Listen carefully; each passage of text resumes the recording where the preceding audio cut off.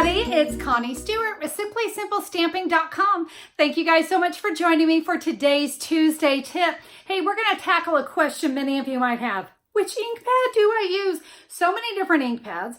Different types do different things. Today we're going to cover all our bases with the different ink pads that Stampin' Up! Has to offer. Be sure to stay tuned to the end of the video and I'll share with you how you can get this free download for you to print out explaining all the different types of ink. Like I said, we're going to talk about a lot of different inks today because Stampin' Up! Offers different inks and they all serve a different purpose. We're going to cover everything from our classic ink pads to which black ink should you use, what a VersaMark ink pad does, what a white craft ink pad does, and the brand new Delicata inks. So a lot of different options. Let's get started. A staple in rubber stamping is going to be a really good black ink pad. I love this Memento Tuxedo Black. I feel like it gives a really nice, deep, dark black color. We use it for a lot of different things. This is a water-based ink, so we can use it with Stampin' Blends. We can use it with blender pens. And if you guys have followed me for a while, you know I love to put rubbing alcohol into my aqua painters, and I use it for that as well. Let me show you.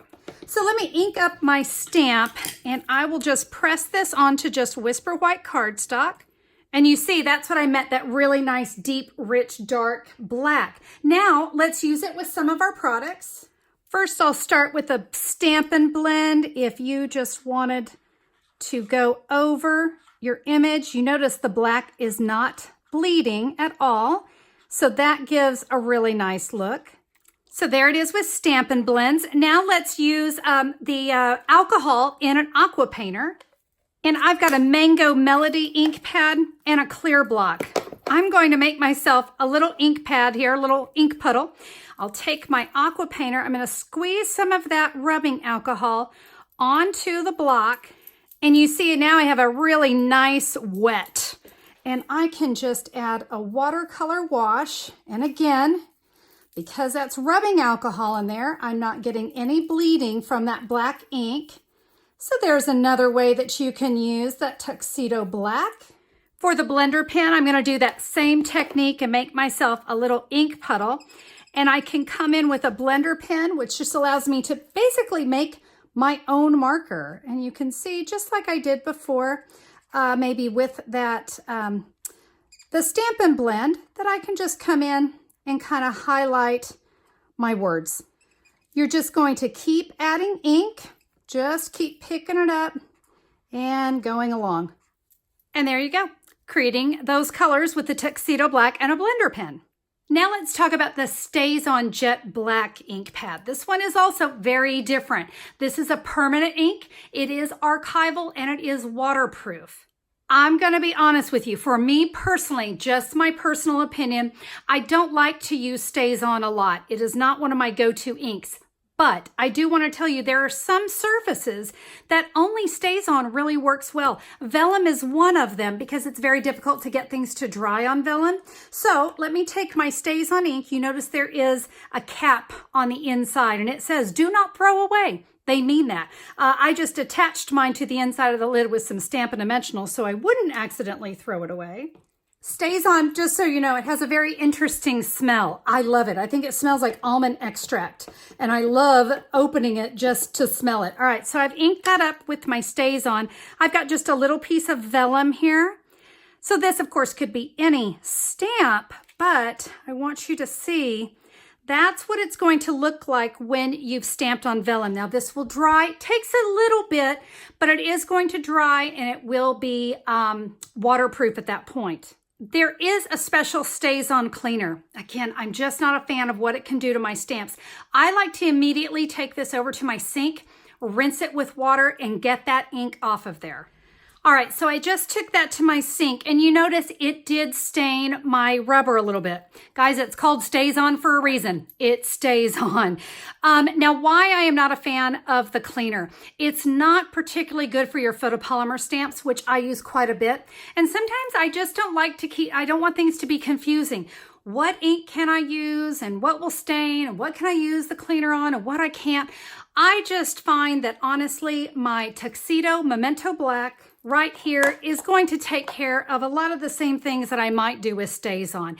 Now, another thing that you can do with the StazOn ink, and it's the only ink that you can do on the window sheets. When you stamp on window sheet, you want to make sure you don't slide around. It's a slick surface, so let's make sure we give that a nice press, but without allowing our stamp to slide around. And look, I even slid around just a little bit, but you can see I can stamp on window sheet, and the StazOn ink is the only thing you're really going to be able to stamp on the window sheets. It's the only ink that we carry that you would be able to do that with. Now let's talk about the VersaMark ink pad. This is kind of a watermark type of ink pad, so it's going to leave just a really nice soft watermark look behind. It's also a pigment ink. I really love to use my VersaMark. One, I love to use it when I do heat embossing, but I also love it for backgrounds. So let me show you how to do just a simple background. I have my buffalo check big background stamp, and I'll ink that up. I can line my cardstock up. I will give that a nice back rub. I do like to add a little piece of copy paper or grid paper here so I don't get that VersaMark all over my hands. It's a sticky ink, and that's because it is also meant to hold embossing powder, and I'll show you that in a minute, but let me show you. Do you see this nice background that we get? So it's, like I said, it's just a nice little watermark. The other way we use VersaMark is for heat embossing. I have some clear embossing powder, so I'm just going to sprinkle that right here onto that VersaMark image. It stays wet plenty long. Can you see how that embossing powder sticks? And, oh, I made a mess. Oh, well. Okay, there we go. So there is my stamped image. I can now come in with my heat tool, and I can melt that embossing powder. I'm going to purposely only do half of it so that you can see that we do get a really nice shiny heat embossed. I can just keep melting, but that's how you can see when your heat embossing is done. And all that, again, like I said, was done with the VersaMark ink pad. All right, now we're going to move on to the Craft Whisper White pad. Yes, it is called Craft. It might look like our classic ink pads, but Craft means something very different. This is a pigment ink. This is a Whisper White ink, and on a classic ink pad, it would be impossible to create white. So that is why we have this Craft pad, because this ink has to sit on top of cardstock. So what we're going to do with this one, when you purchase it, I should tell you this, it's going to come uninked, but you do get the refill when you order it. So these will come as a set. And then what you're going to do is you're going to take this ink refill and shake it. And shake it some more and shake it some more. You really want to get this ink moved around. It's extremely thick. So I just want to let you know that. You're going to take it and you're going to squeeze it on here. Again, it's thick. It's going to come out a little goopy. Don't worry about it, because we're going to come in with maybe an old gift card or the back of a plastic spoon, whatever. And we're just going to take that and move this ink around until we get that all good and have really nice coverage. Now, I like to use this ink with dark cardstock, so I'm going to come in with a piece of basic black cardstock. You remember earlier I told you to kiss the bunny? We don't want to pound our stamps into our ink pads. Same is true here. This is, again, it's just a very wet, thick ink, so I don't want to get it on the sides and down and around. So just kiss the bunny. And now when we stamp this on our cardstock, I want you to see, look at that really great pop of white that's coming off of that cardstock. Again, this white looks great with any dark cardstock. I like using it on black. I think it has that chalkboard look. And to give it even more of a chalkboard look, I'm going to take a sponge dauber and I'm just going to ink it up just a little bit. I don't want a lot of ink on here. And we can just kind of sponge.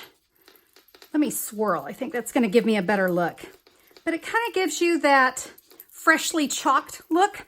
Also, you can see that this look would also be great for Halloween projects. It kind of has that, ooh, spooky kind of feel to it as well. Now, craft ink takes a long time to dry. It is true. It's going to take a while.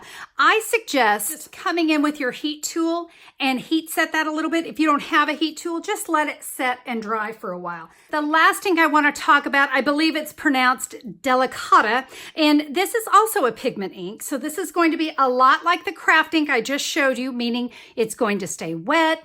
It's meant to go on darker cardstock, although in these colors, it does look great on white as well. Let me show you. I'm going to stamp with it on both Night of Navy and on Whisper White so you can see the two kinds. It comes in 3 colors, the Golden Glitz, the Silvery Shimmer, and the Celestial Copper. Let's use copper today. I think that's going to look really good here with my Night of Navy. So just like our other craft pad, tap it lightly, kiss the bunny. We don't want to go really thick.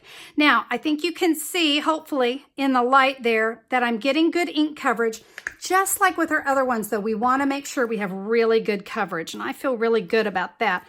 So let me stamp that here on my Night of Navy cardstock. Can you see that? It's a very metallic ink. It also gives a really nice shimmer. Now let me show you what it looks like on Whisper White. It's got a real pop on Whisper White, too. Again, when you punch that out and you have that really great shimmer on there, it is beautiful.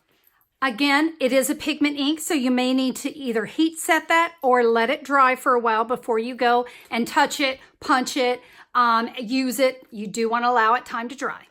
And there you have it, my friends. Stampin' Up! Inks, when to use it, which one is best for your project, what type of surface are you stamping on, and that should be able to help you decide which ink you need for what project. Guys, I hope today's video was helpful to you. Like I said, I know that's a lot of ink pads. They all do a little bit different things. So find the ones that are going to fit your stamping needs, and those will be the best ones for you to invest in, especially if you're just starting out. If you'd like more information on Stampin' Up's ink pads, if you'll head over to Simply Simple Stamping and look for the October 22nd, 2019 blog post, I'll have all the details about the different ink pads there for you. And if you'd like to order any of the Stampin' Up ink pads, you can just click a pick. That's all you need to do. Click a pick. It's going to take you right to my online store and you can order what you need there. Guys, I hope today's video was helpful to you. If you enjoyed it, do me a favor. Give me a thumbs up on YouTube. I always appreciate that. And hey, if you haven't taken a minute to subscribe, today's a great day to do that. Click that great big red subscribe button and YouTube will let you know whenever I'm back with a new video. All right, my friends, thank you so much for being here and learning about ink pads. I hope you enjoyed it. We'll see you guys on the next video. Bye-bye.